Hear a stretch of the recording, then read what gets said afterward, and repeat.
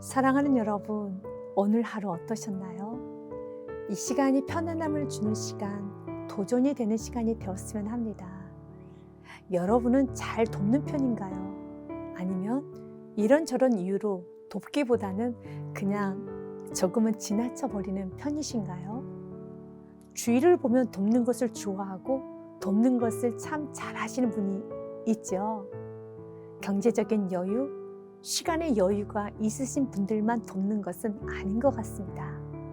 경제적인 여유가 있어도 돕지 못하시는 분도 있고, 물질의 여유가 없고 시간이 없으며 자신의 형편이 어려워도 참 잘 도우시는 분들도 있습니다. 너무 귀하죠? 그리스도인 다음은 섬김입니다. 그리스도인들이 섬기는 모습을 통하여 그리스도가 드러나기 때문에 섬겨야지요. 예수님께서 이렇게 말씀하셨습니다.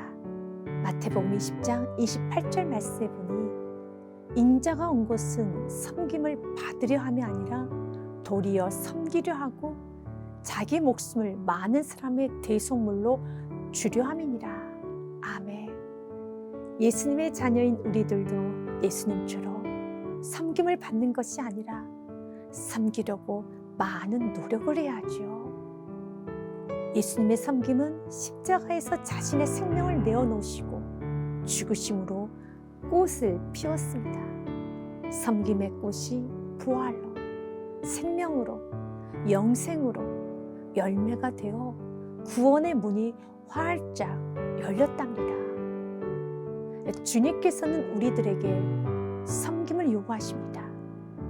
섬김은 나에게 마이너스가 되는 것이 아니라 플러스가 되는 것입니다. 우리가 누군가를 섬길 때 물질, 시간, 육체적, 정신적 수고가 있기 때문에 내 것을 주고 내 것이 없어진다 생각하지만 그렇지 않습니다.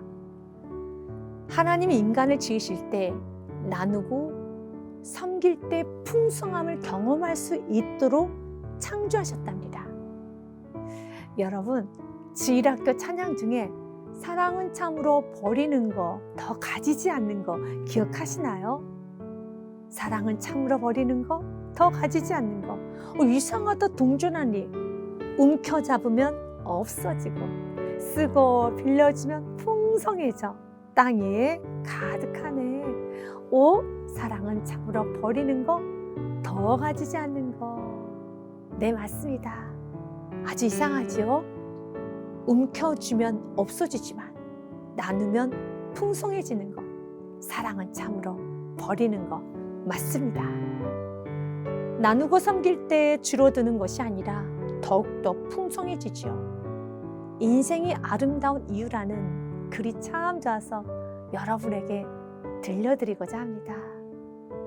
동네 커피 전문점에 가서 카페 라떼 한 잔을 주문하고 받아가는데 그 커피 전문점에서 발달장애인 청년 한 명이 직원으로 일하고 있었다고 하네요.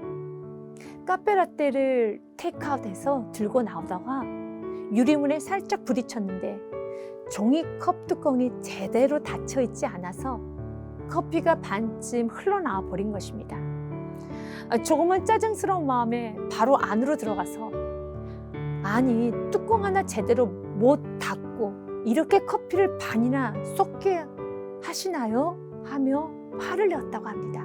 카페라떼를 건네받은 청년은 어눌한 발음으로 죄송합니다, 죄송합니다 하며 연신 고개를 숙였고 퉁명스럽게 괜찮습니다 하며 서 있는데 그때 커피가 나왔다는 신호의 징동벨이 울려 한 아주머니가 커피를 받으려고 나오면서 이렇게 말을 했다고 하네요.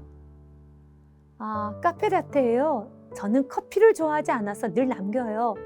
그거 제가 마실게요. 우리 바꿔 마셔요. 난 그 아주머니가 손에 쥐어진 그분 몫의 카페라떼를 들고 도망치듯 나왔다고 합니다. 나는 너무 부끄러웠다. 커피집에 들를 때마다 문득 그때 커피 전문점에서의 상황이 마음속에 늘 그대로 남아있어 쉽게 지워지지 않는다. 우리의 삶 속에서도 이럴 때가 있죠. 누군가의 미숙함으로 내가 손해를 볼 때가 있고, 누군가의 느림으로 내 일이 미뤄질 때도 있고 그렇습니다.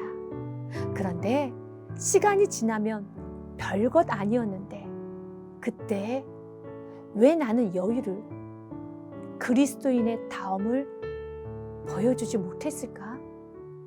미소로 괜찮다는 말 한마디로 도와줄 수 있고 편안함을 줄 수도 있었는데 그것조차도 인색한 나를 보게 되지요. 그 글에는 조금 더 섬김의 아름다움이 쓰여져 있었습니다. 삶이 아름다운 건 서로 어깨를 내어주기 때문이 아닐까? 한문의 사람인처럼 망설임 없이 자신의 몫인 온전한 카페라떼를 내어준 아주머니. 코로나19로 인해 몇 개월간에 집에 못 들어가서 보고 싶은 어린 딸과 영상통화를 하면서도 울지 않는 간호사. 화재 현장에서 부상을 입어 들것에 실려 병원으로 향하면서도 더 구하지 못해 안타까워하는 소방관 아저씨. 장사 안 되는 동네 입구 과일 가게 가서 사과를 살 때 제일 볼품 없는 것만 골라 넣는 퇴근길의 영희 아버지. 마스크를 서너 개씩 여분으로 가방에 넣고 다니며 마스크 안 쓴 사람에게 말없이 내어미는 준호 할머니. 이렇게 참으로 많은 보통 사람들이 우리의 인생을 아름답게 만들고 있습니다. 벌써 반도 더 지난 올해도 감사하며 베풀며 살아갈 수 있을까? 올 한 해 나는 얼마나 자주 내 어깨를 내어줄 수 있을까?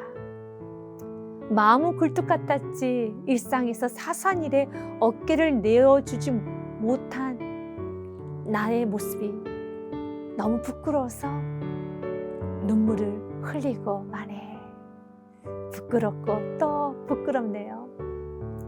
맞습니다. 조그만 어깨를 내밀을 수도 되었는데 하지 못한 것에 많이 부끄럽죠. 그런데 여러분 아세요? 부끄러움을 안다는 것은 축복의 시작이라는 것을요. 부끄러움을 알기에 우리는 미안한 마음과 정성스러운 마음으로 섬기기를, 나누기를 다짐하지요.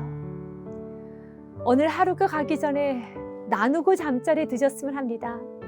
아주 작은 것부터 지금 바로 옆에 있는 사람에게 그 사람만을 위하여 해보세요. 작은 천국이 되어 있을 것입니다. 그리고 축복의 기도를 하는 것입니다. 하나님은 아름다운 섬김의 행위를 보시고 그 영혼의 마음에 사랑과 섬김의 꽃씨를 뿌려주셔서 그 또한도 사랑의 사람, 섬김의 사람으로 세워 가실 것입니다. 여러분을 사랑합니다. 기도하겠습니다.